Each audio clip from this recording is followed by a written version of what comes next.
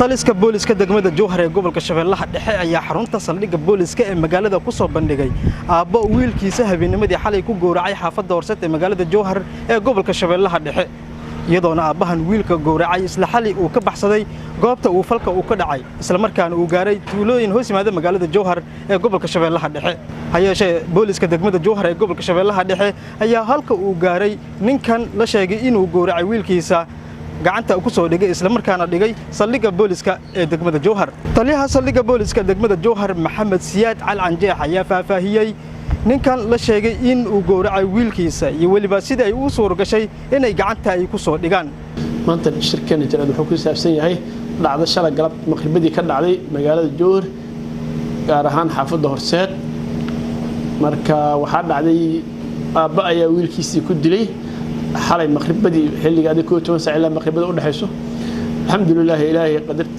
مثل ماشي كواتقنا إلى مدة بلوسك ماشي تجينا كوبحان نبكي ماشي كان عيا أركان كدبنا وحيد دبقة لأن نكي يعني مرة نبكي جيستي أو أبوه هاي ويلك أو لا دلي صادرتها وحين وصورة شحالة تمنص عبارة إن كسوق قبلنا تولد هلجن سيدا درتها ما أنت وحكوا حرينا سلقة بلوسك دقمة جور بلوسك أيانا قعنتك وهايو wixii faahfaahin oo dambe oo yani maaragtay sheeg maxay ahayd aan kala kulana ama baarisiisa ka soo baxnay dib ayaan u wadaagi doonaa warbaahinta doolaha insha Allah dibka sababaha dhaliyay hadda baarisi ku jirta arintii ninkiin dib ka geystan uu xiran yahay yani maaragtay booliisku wana marka hor dhici karno barkay qofku waxa macquul xataa ninku inuu amwaalna kariyo ama markaas ay xaaladiisu israacadeen ama beledkan waad ogtaa mukhadaraadkiisa badan mukhadaraad inuu cadays suuragal laakiin arintiisu baarisi ku jirta doolaha insha Allah marka jawaabta ugu dambeysana waxaan la qaybsan doonaa maxkamadda ay khusayso iyo yani maaragtay saxaafadda doolaha falkan ayaa ah mid ugub ku ah magaalada Jowhar ee gobolka Shabeellaha Dhexe marka loo eego dhacdooyinka kale Cabdiraxmaan Xuseen Cumar Wadani warbaahinta qaranka Soomaaliyeed maxkamadda ciidamada qalabka sida qaybteeda 6aad waxay ku dhawaaqaysaa xukun dacwad ciqaabeedkii loo heystay eedeysanayaasha kala ah 1 Sayd Cali Suurad Macalin Cabdi 25 jir inadeynaba Muqtaar Sheekh Cali ku dhashay degan xabaal barbaar 2 Cabdullaahi Xuseen Cali Cabdullaahi Kaabay 23 jir Kaabay oo maqana ah kaasoo isagana gacan weyn ka geystay dhaqar badan oo lagu xasuugay muwaadiniin Soomaaliyeed oo aan waxba galabsan kuwaas oo xafiiska xeer ilaalinta ciidamada qalabka sida oo ay si wada jir ah ugu soo eedeysay inay ka wada tirsan yihiin kooxda Al-Shabaab iyo in ay hagayeen qaraxyadii ka dhacay magaalada Baydhabo gaar ahaan hotel Bilan iyo maqaayada Badar soona indheeyeen geeyeen si ay isugu qarxiyaan labadii ismidaamiye oo isku qarxiyay maqaayada Badar iyo hotel Bilan dambigaas oo ka dhacay magaalada Baydhabo taariikhdu markay ahayd 13 bishii 2018 dambigaas oo ku xusan aayada 178 suuratul Baqara aayadaha 33 45 ee suuratul Maa'ida iyo qodobada kale ah 221 440 222 xeerka ciqaabta Soomaaliyeed dood dheer kadib maxkamaddu markay aragtay qiraalka eedeysane Sayd Cali Suurad Macalin Cabdi uu ka hor cadeeyay garsoorka hortiisa in uu sahmiyay soona indhandeeyay maqaayada Badar in uu u gudbin jiray Al-Shabaab xogaha dawladda iyo in uu amiir u ahaa koox amniyaad ah oo ka kooban 5 qof kuna qabteen Sayd Cali ciidanka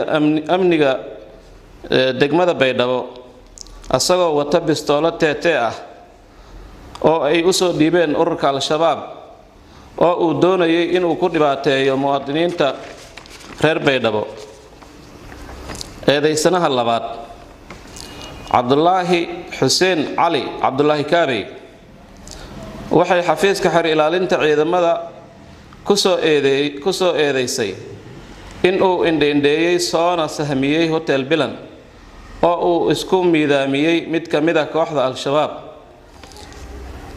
markay dhageysatay maxkamaddu codsiga xeer ilaalinta oo ahaa in eedeysanaha la waafajiyo sharciga markay dhageysatay maxkamaddu codsiga qareennada oo ahaa in eedeysanaha loo naxariisto sidaas darteed maxkamadda waxa uu caddaatay in labada eedaysane ay wada yihiin dambiiliyaal galay dembiga lagu soo kala oogay. 1 dambiile Sayid Cali Suurad Macalin Cabdi. 2 Cabdullaahi Xuseen Cali Cabdullaahi Kaabey. waxay maxkamaddu si wada jir ah ugu kala xukuntay xabsi daa'in. sidoo kale maxkamaddu waxay la wareegtay bistooladii teeteeda ahayd ee uu watay Sayid Cali Suurad Macalin Cabdi. ciddii aan ku qanacsanayn xukunka maxkamadda waxa u furan raacfaan. wabillaahi tawfiiq. shaqadii aan qabanay annaga iyo adinka iskaashigeena maxay ka soo baxay natiijo la'aan. marka inaan ilaashanaa loo baahan yahay. guryaheennaa ku yaal, ubadkeennaa degan, walaalaheennaa degan, waalidkeennaa degan. uma oggolaanayno dameerlaawayaashu inay siday doonaan ay ka yeelaan. ma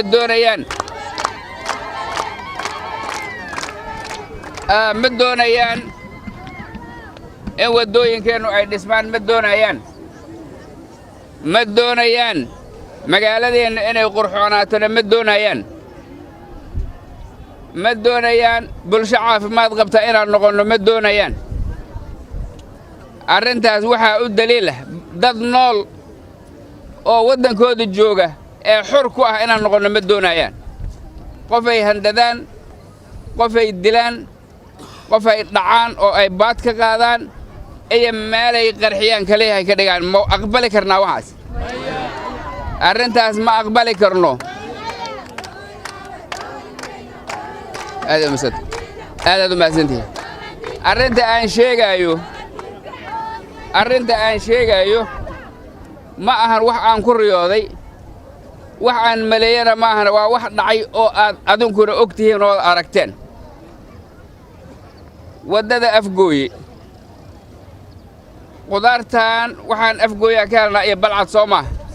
dawladda Soomaaliya iyada oo kaashanaysa saaxiibadood, haddaadan tabar lahayn oo wax kastoo aad u baahan tahay aadan heli karin, mamnuuckaa ma aha walaalkaa inaad u kaashato waxaadan awoodin. waxay la kaashatay dawladda Soomaaliya dawlado aan saaxiibna. waxay ka bixiyaan dhaqaalo.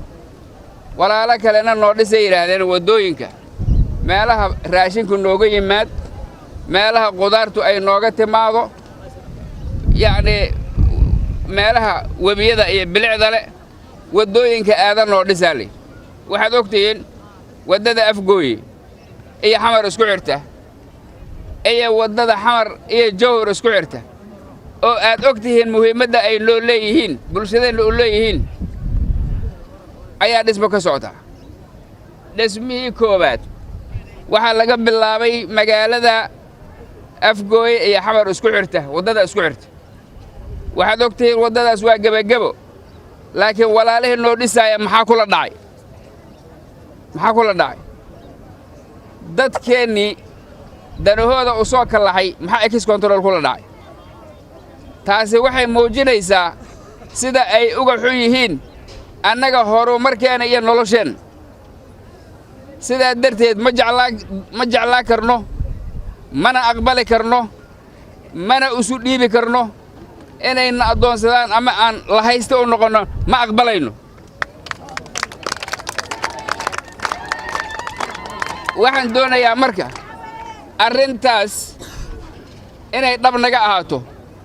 midka qarriban, gurigaaga qarxinaya, kaa qaxinaya, wiilkaaga waxbarta dilaaya, gabadhaada waxbarata dilaaya, qalbiga qoyaanka ka ilaalinayo, qalbiga ka qalalay, waalan oo naftiisa dilka ka soo bilaabaya, inayna u ogolaan dalkeena iyo dadkeena inayna u ogolaan. waa inaan ka taliska booliska degmada Jowhar ee gobolka Shabeellaha Dhexe ayaa xarunta saldhigga booliska ee magaalada ku soo bandhigay aabbo wiilkiisa habeennimadii xalay ku gowracay xaafadda Horseed ee magaalada Jowhar ee gobolka Shabeellaha Dhexe. iyadoona aabbahan wiilka gowracay isla xalay uu ka baxsaday goobta uu falka uu ka dhacay, isla markaana uu gaaray tuulooyin hoos yimaada magaalada Jowhar ee gobolka Shabeellaha Dhexe.